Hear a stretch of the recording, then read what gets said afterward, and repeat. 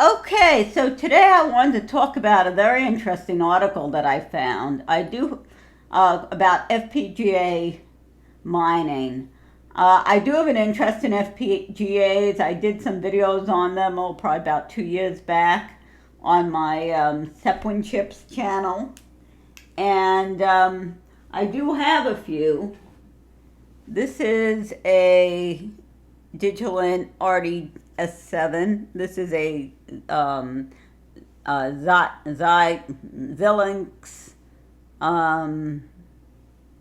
FPGA, and so I picked that up a couple of years ago. I have another one that's a little fancier from the same company, and what they talk about in this article here, and hopefully they seem to like to pop things up in the middle, their little ad or whatever it is. So let's have a look here. So one of their main points is, as they discuss, FPGAs are like like Legos, in that you could build circuits.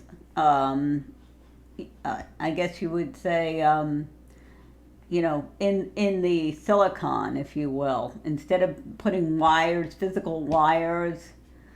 You build it in the FPGA, and they talk about the fact that FPGA can be used for mining, which I didn't know that they did that. I've heard of AISC, which is specifically designed for mining. I've heard of GPU, but not FPGAs, because basically you could set up any circuit you want in these.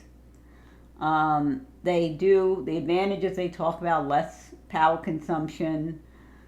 They're very customizable. They're not that expensive, and because they're not that expensive, they can be more profitable. So you need to build both the digital circuit and software. It's not user friendly. The FPGAs, I think this one was maybe $200, the one that I showed you. You can get it with software.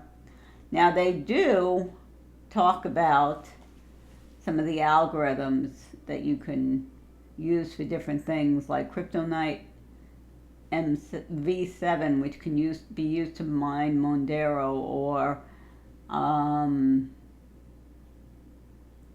let's see, 0x token, different things. They must be Verilog and VHDL, and they're different than most programming languages. And I think in a further video I can show you this. You can also, they do set things up so that you can program these things in C. You can also, I did a video where I put Linux on a FPGA called Petalinux, and yeah, so there's a lot you can do with these things. I think I got frustrated because I was trying to get some video to work, and I was never able to get working. But this would be a good excuse to explore these again, and see what we can see. Maybe explore some of these algorithms. I think the coins that are most interesting to me are Nexus. Let's see, algorithm, Kryptonite algorithm. See, the Nexus algorithm, and the nice thing is you can switch between them. You can reprogram it. You use the tools.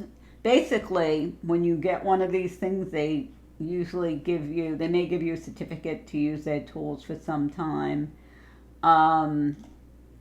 Now these high-level languages, they're talking about the fact that you can use them for AI type stuff, but for mining, they try to do it on the highest possible level. When they talk about registered transfer, you control every item. You literally have to think in terms of whether, like, you're wiring something together. I don't know, something like this here. You know, you're literally wiring things, or virtually wiring things. So, Verilog is very popular. They're both popular languages. And if you have this skill, this is a skill. If you can talk to an FPGA at that level, that is a rare and specialized skill, okay? But you have to get your brain into it. So I'd like to know from all of you watching this here if this is something you have any interest in. I am very fascinated by this article. Really caught my attention because I think these little guys are really cool. I think I may even have a smaller one hooked up somewhere, tiny one. But these are really, really cool little things to play with, and you can do more than obviously mining.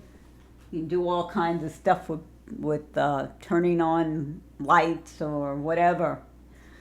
Just like you can do it with an Arduino or something of that nature. But I think this would be an interesting topic to explore. A little off track from Solidity, and I don't know where this is going to go, since we are moving from proof of work to proof of stake in a lot of these. But as you can see, it's still, when you get to these, I guess you can get it with, see, these are very expensive, but you don't need to start there. But look, it's still used on people are mining Monero, Nexus, of course Bitcoin, and Bitcoin is not going proof of stake anytime soon.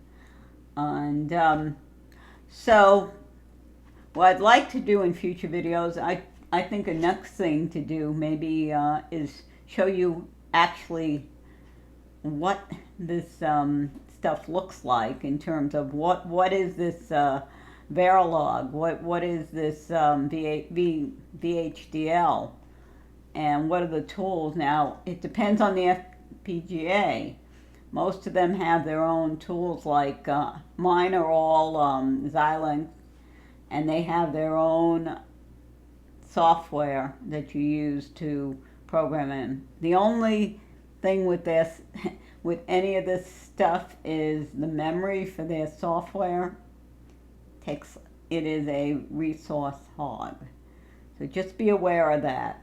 And again, you can pick these boards up on Amazon. As I said, they're not that expensive. So anyway, hopefully you found this interesting. I really would like to know if this is something you look at and say, no, no, no, no, or something like, ooh, this is different. Yeah, let's talk about this some more. So I will speak to you next time. If you found this helpful, please give a like. Please share it with a friend. Please subscribe. Please click the bell to get further videos. And I will speak to you next time.